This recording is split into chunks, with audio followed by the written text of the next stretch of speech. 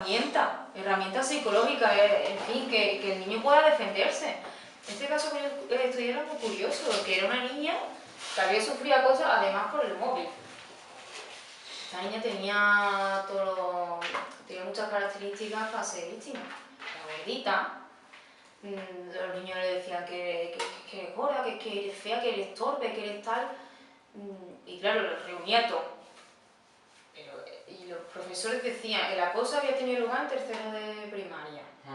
Y lo habían zanjado porque pusieron medidas y en fin. Pero es que el acoso seguía de tal forma que la niña esta se había terminado convirtiendo en una persona. Pero es que eso no lo vio nadie.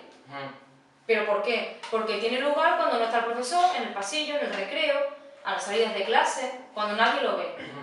Pero claro, nadie repara en esas cosas. Tú directamente ves a una niña, en este caso era una niña, que está mal, que está retraída, no sé qué, no, venga, vamos a antidepresivo, ¿pero para qué? Esa niña lo que necesita es que le ayude. Claro. Y tanto a la niña víctima como al agresor. El agresor, este caso es que de verdad a mí me aportó mucho porque los niños te decían, no, es que nosotros ya sabemos mucho de bullying, digo, ¿sí o qué? Y al final de mi estancia en el colegio les puse una presentación y los niños aprendieron, eran niños muy ruidosos en clase, no se callaban. Pero durante la presentación estaban callados, además yo hacía que ellos participaran, me dijeran cosas, aprendieron muchísimo y sabían identificarme perfectamente una situación de bullying de una de lo que no es. Claro, eso antes no lo sabían. Claro, a lo mejor no estaba tan visibilizado como estaba. Claro, el problema es que no hay información ni para los centros. A lo mejor te meten, yo no sé, estoy hablando por hablar, en una oposición te meten algún temario sobre acoso escolar, pero realmente hay mucha alarma social, se cree que está muy visibilizado, pero falta el trasfondo. Claro. Y claro, si eso le añade la propia influencia en los medios de comunicación, no es que había un caso de acoso, es que no sé qué, es que primero que haya habido una pelea no significa que haya acoso. Eso no tiene nada que ver. Pero claro, como no se sabe realmente la raíz del problema, no se conocen los elementos que lo forman, entonces es más complicado. Pero bueno, ahí estamos. Y luego además, como has dicho, a los profesores muchas veces les cuesta identificar y ver cuándo hay acoso porque o lo meten en los pasillos, en los recreos y los profesores algunas veces no se dan cuenta, pero los alumnos sí que saben cuándo a un compañero está haciendo bullying y cuándo no. Entonces, ¿crees que ese alumno que ve que le está acosando a una niña y aunque no participe, se calla, es también partícipe y es también acosador? A ver, no es acosador, es un testigo. Hay una figura que se llama los espectadores, los testigos, y es muy curiosa porque ahí se da un fenómeno, lo han calificado como el efecto del espectador. Es decir, somos testigos de lo que está pasando, lo está viendo todo el mundo, pero nadie hace nada, porque esperas que sea una persona distinta a ti el que lo haga. Entonces todo el mundo se calla. Si nadie dice nada, al final el fenómeno se silencia y el profesor no lo ve. Porque claro, en clase el niño no se va a portar mal ni le va a decir nada al otro. Esta niña que yo estudié en clase, bueno, el profesor me la describió como, es que hay un acoso generalizado hacia esta niña.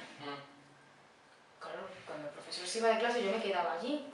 Claro que yo no actuaba de profesor, yo me quedaba con él, interactuaba más con él como si fuera su compañera. Al final los niños cogen confianza y se muestran tal como son. El acoso no era de la clase a la niña, era de la niña a cualquiera. Claro, y el profesor eso no lo veía. Pero porque las niñas también son muy listos. Claro. No van a portarse mal delante de una figura de autoridad. Pero bueno. ¿Y la niña esa que tú estaba ya en el instituto? No, estaba en sexto de primaria. Estaba en sexto, pero antes había sido acosada. Claro. Y luego había sido... Vale. Y factores como... Aparte del instituto, que podría haber visto eso antes, tiene mucho que ver el entorno familiar, ¿no? Si vienes de una familia a lo mejor con pocos recursos, que los padres no están tan pendientes de su hija porque a lo mejor estén trabajando por otras cosas, Eso puede influenciar mucho también, ¿no? Eso es lo que os comentaba antes, los factores de riesgo y factores de protección. No sé si lo habéis escuchado alguna vez. Algo sí. Entonces, si un niño viene de una familia con una situación socioeconómica desfavorable, eso se nota. Porque a lo mejor, imagínate, un niño viene a clase, a lo mejor viene un día muy seguido con la misma ropa, por ejemplo, o no sé, cosas... Cosas por ese estilo, ¿no? Claro, al final eso es una característica que lo diferencia del resto. El grupo en sí lo considera como diferente y lo excluye. Sí. Entonces es un factor de riesgo. ¿Cómo mitigar eso? Eso es muy difícil. Si no das recursos a la familia, entonces, en mi opinión, la base es la educación.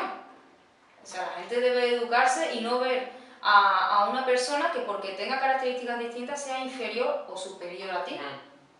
Porque si tiene características que hace que lo considere superior, también lo excluye. Claro. Y esa educación, ¿dónde la podemos encontrar primero? O sea, el refuerzo más básico, más fuerte para ese niño, que estaría en el entorno familiar o en el instituto. Esos valores de no excluyáis al diferente, o pensar más en el compañero, la empatía. ¿Sabes lo que me A ver, como primer agente socializador con el que un individuo entra en contacto, siempre es la familia. Los valores de base los va a traer de la familia. Si ahora este niño se va, vamos a poner que el niño tiene valores machistas, por ejemplo, de su familia. Y ahora el niño se va a un colegio, eso es muy complicado. Porque normalmente las familias con recursos socioeconómicos pocos llevan a sus hijos a colegios de la zona, es decir, donde más o menos todo el mundo está igual. Pero bueno, pongamos que va a un colegio y transmite valores distintos a esos esquemas machistas que tiene. Se produce un cacao en el niño. Claro, por un lado le transmite una cosa y por otro... está recibiendo mensajes contradictorios, ¿no? Claro, entonces, al final, para un niño, ¿con quién va a pasar más tiempo? Claro, con la familia. Entonces va a tratar de rechazar lo que le digan. Pero es que la familia, a su vez, también tuvo una etapa en la que estuvo en un centro educativo. Entonces, como que va ante la gallina o el huevo, ¿no? Es que esa familia antes también ha pasado por esa zona. Entonces, por eso te digo, ¿dónde debería de estar primero inculcar esos valores? ¿En la familia o en el centro educativo? Es que es una pregunta un poco... Es que, a ver, si nos vamos al origen, Claro. y no hace tantos años, estábamos en un contexto histórico donde la gente tenía formación mínima. También, ¿verdad? Entonces, claro, ¿qué valores vas a tener? Lo que te digan tus padres. Por eso a día de hoy estamos en el momento en el que estamos, ¿no? Se lucha mucho contra el machismo, contra el racismo, en fin. Pero porque es que esos valores han estado durante años creando. La base, la educación, sea donde sea, tanto en la familia como en el instituto, es que da igual. Lo que hay que tener educación. Lo que no puede ser, y esto ya lo digo a nivel personal, es que una carrera como es magisterio tenga una nota de corte de 5 y se considere como, venga, hacedlo quien quiera, cuando realmente son personas que van a tener su mano el futuro del país. Eso nos lo han dicho en otras entrevistas, que es que no puede ser. Nos decían incluso que este hombre era instructor de la policía y entonces le ponía como ejemplo de que a una persona que va a ser policía, antes le hacen un psicotécnico para darle un arma, para ver si esa persona está bien. Pues decía que a un profesor también deberían de hacerle un psicotécnico para ver cómo está realmente esa persona y si puede dar clases. Porque al fin y al cabo está con el futuro de los niños. Va a ser una figura muy importante dentro de su educación. Entonces debería de existir un filtro más, digamos, más fuerte. Exactamente. Claro, sí, es que además hay que ir tan lejos. ¿Cuántos casos de, a lo mejor, abuso a niños por parte de profesores habéis escuchado ya? Otra pregunta.